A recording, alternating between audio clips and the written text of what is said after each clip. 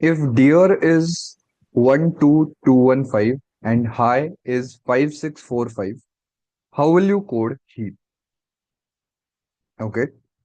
Now, looking at the word high, we can say that H code language is 5, I is 6, and G is 4. Okay. If we assume that it is positional direct code language. Now, the confusing part here is dear has 4 alphabets and here there are 5 numbers. So it is not a random number that we are doing, okay? But looks like it is related to the rank of the alphabet as well, okay? Now, see here, the alphabet repeated here is E, which is the number repeated here is 2, okay? So E, the code language seems to be 2.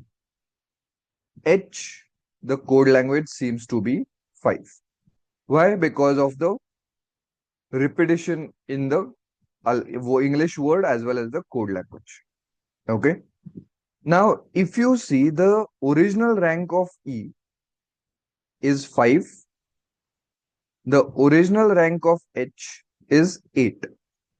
And if you see this is minus 3, 5 minus 3 is 2, 8 minus 3 is 5.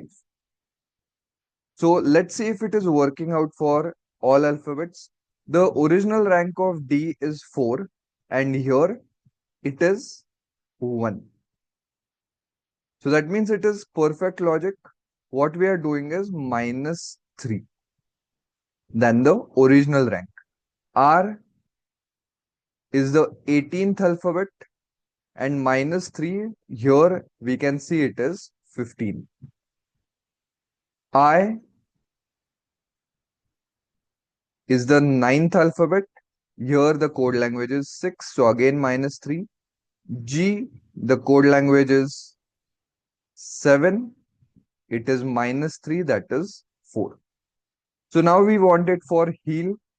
H, E, E, L. Okay.